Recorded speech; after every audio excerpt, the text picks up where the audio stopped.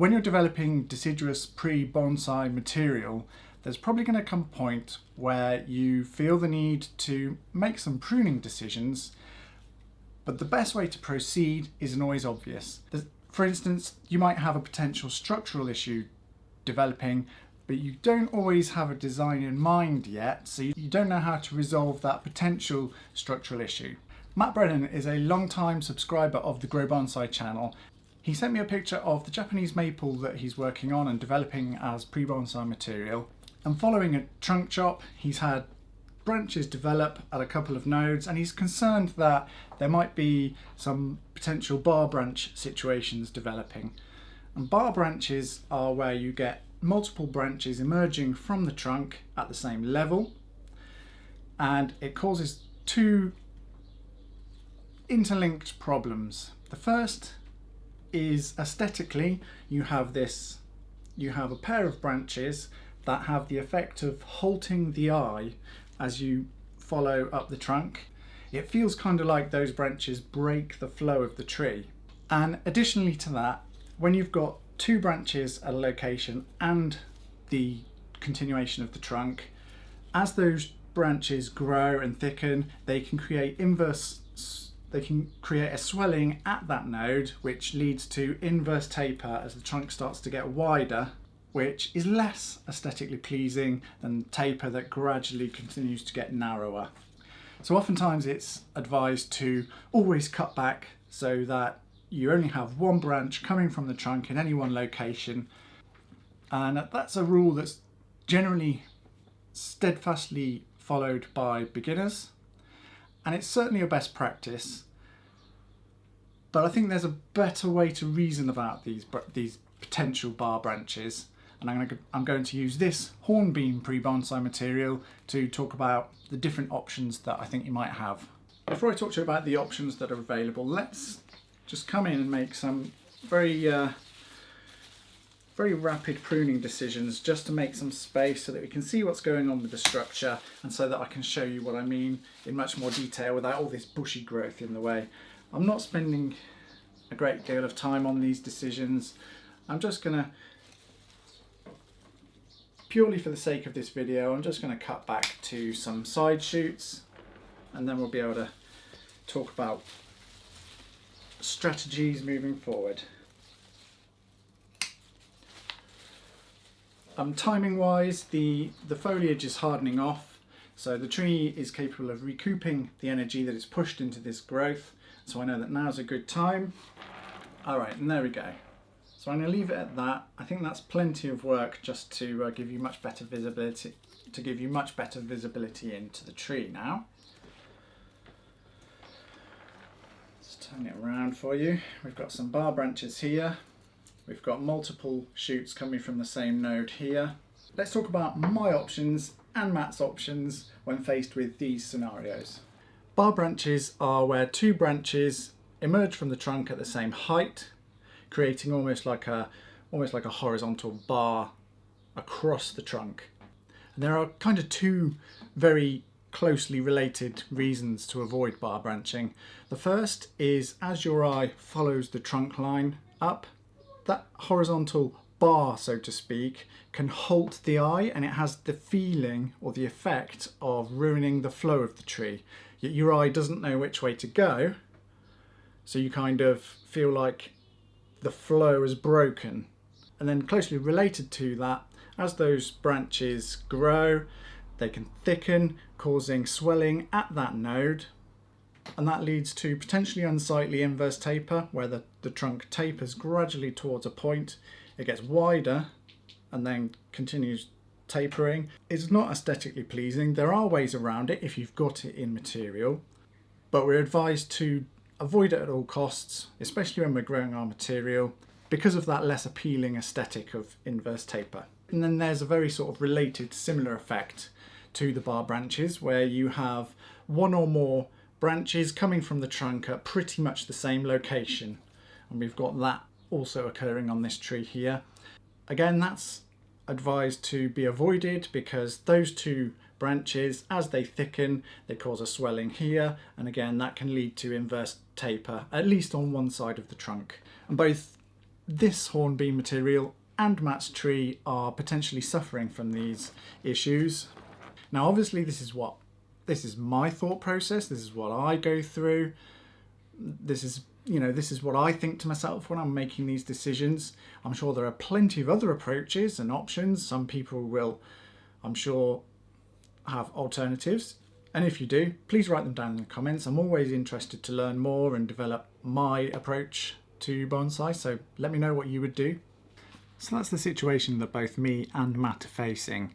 Now the obvious answer to the problem that both Matt and I am facing with our respective trees, the obvious solution is to simply cut off one of the offending branches. Job done, problem solved. But then it starts to get quite complicated, because if you're like me, you start to ask yourself, well, which branch do I cut off? Do I cut this branch off? Do I cut this branch off? Do I chop the trunk, do a little V cut and simply have one as the trunk leader and one as the branch, get rid of this top piece? That would also solve the problem. It's not always such an easy decision to make. And so what I want to sort of focus on is how to get past that mindset of unknowing, of indecisiveness. And here's how I do it. I take a good long hard look at the tree and I try and figure out, what exactly am I trying to accomplish with this tree? What stage is the tree at? Is the tree at the stage where I'm happy with the thickness of the trunk, or do I want to add thickness? If I feel like the tree needs to be taller, is the trunk in proportion with the height of that tree? Does it need to thicken? Am I happy with the movement? Do I have a finished vision of the style of the tree? These are all questions that I ask myself to try and pin down really what I'm trying to achieve with the tree. And by answering those questions, you can get very much closer to knowing what to do with your potential issues. So let's talk through an example. One scenario might be that I want to add thickness to the trunk because it's not thick enough to be in proportion with the height of the tree that I'm aiming for. In this scenario, I might let everything go, I might leave everything on, let it grow, fertilise, fertilise, fertilise, don't cut anything off. That's going to be the quickest way to add girth to the trunk. A slight tweak to that scenario would be if I want to thicken the trunk, but I want to be extremely careful not to leave any scars. I want a scar-free trunk, for example, if it's a Japanese maple, and I really just want to emphasize that smooth bark without blemishes. In that case, I might say, well, if I'm just going to let this thing rock out, it's going to be full of energy when I come to work on it next because of all the growth it's been putting on and all the leaves and all the foliage and the thickening. I might actually cut both of the branches off because it's not clear to me what I'll need, and with all that growth it might thicken. The branch is probably going to thicken out of proportion and not be usable in the final design. And with the tree so pumped up and full of energy, when I eventually do cut stuff back, I'm going to get a profusion of buds all along the trunk anyway, and I'll be able to build some much more in proportion branches from those buds. And so having these bar branches that I'm not 100% sure on anyway doesn't serve any purpose. I might as well cut them off, have tiny little wounds to heal that'll heal with all the free growth anyway. Job done. Now, there's a third scenario. So I'm happy with the trunk, it's tall enough, it's long enough, it's got good enough taper, it's got enough thickness. I don't need to work on the trunk anymore, but I still don't have enough on the tree to really let the tree speak to me in terms of coming up with an actual design of the tree. The goal that I'm trying to accomplish in that scenario is to make the tree look as nice as possible with the branches that it's got at the moment, and I'll be developing those branches and letting them grow and pruning from time to time and looking at the tree, checking to see if any structural issues are developing, because as we're pruning and we're building branches and maybe we're wiring, if that's what you're into, the growth is slower, the thickening slower, and the development of structural issues is also slower. But until those structural issues occur, I don't need to do anything about them. I can just continue to let the tree develop and over time it'll start to speak to me. It'll start becoming more and more obvious what's going to look really nice for this tree. And then if and only if the structural issues become a problem, then it'll be much clearer what I need to do to resolve them. Now, this has the added benefit of letting the tree be symmetrical, letting the tree develop a fuller canopy, and letting the tree be a young bonsai. When the structural issue does occur, we can come in, correct our issue by removing a branch. That's going to create asymmetry in the design, and it'll lead to an older image of tree, and the tree goes from a younger looking bonsai to a more mature looking bonsai. And in that sense, we let the tree age into its own design.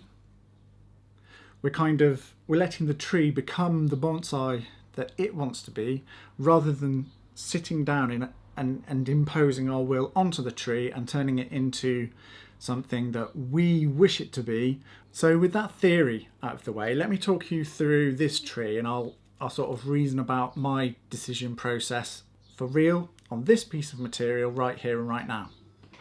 Okay, just because it's nice and clear, let's treat this as the front of the tree.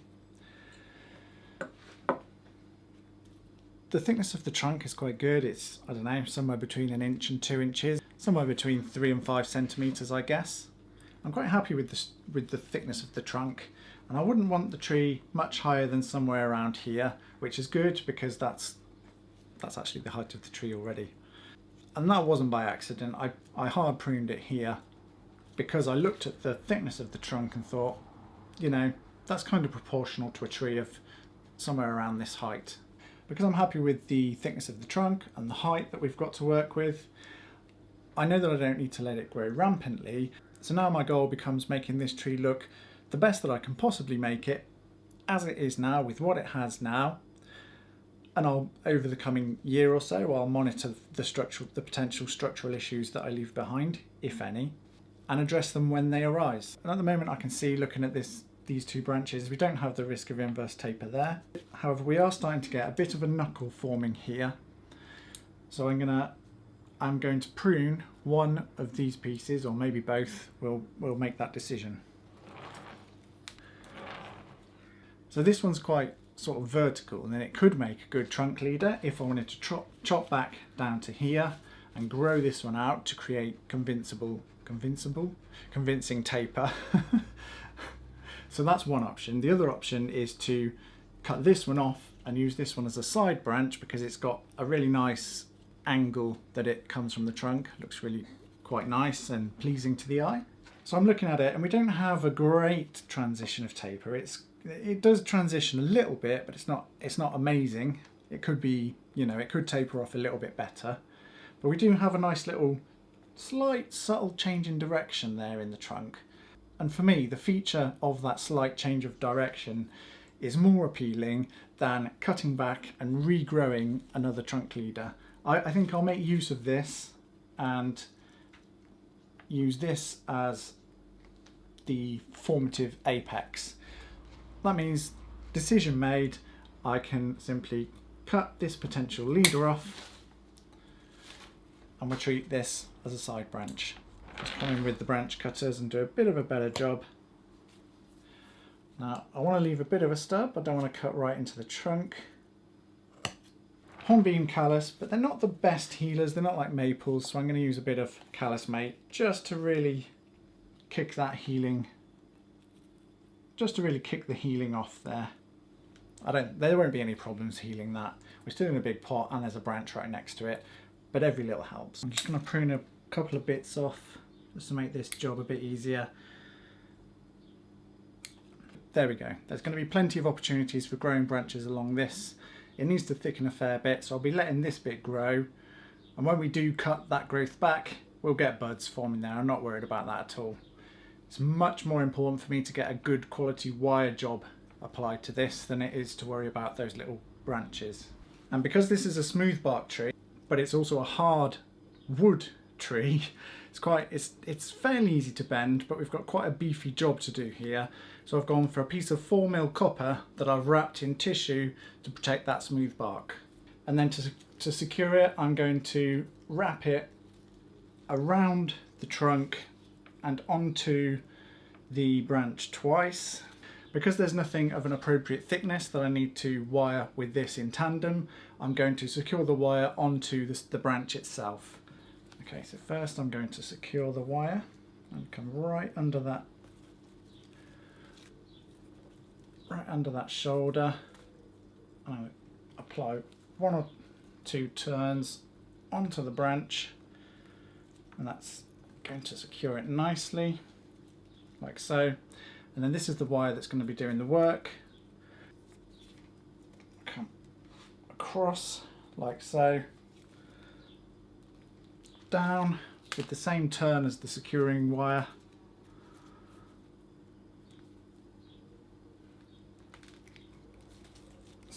Supporting the branch as I put this wire on. Could have done with a longer piece of wire really, didn't think of that. I wasn't really paying attention when I cut it. I was more interested in how I'm going to go about it, but we've got enough to do the job. Now that that's nice and snug, movement wise, I want to bring it up and across to this way as much as I can.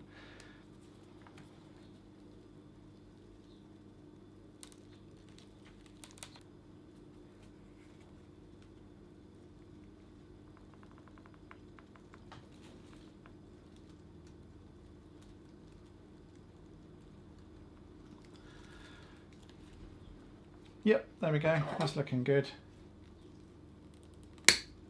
There we are. There it is. Those are the decisions I've made. Those are why I've made the decisions. I think for match tree, a good option might be to cut the trunk at the first node, so keep the first 2 branches, cut it flat, let it adjust to that cut, and then come back later and make a nice little V and heel that V over, create a nice little broom style maple. That could work quite well. Or Matt could also use the branches he's got in a similar way that I've done to create some semblance of a tree, and then let the tree grow into the design that it wants to be. I hope that's helped. Thanks ever so much for watching. I'll see you on Tuesday.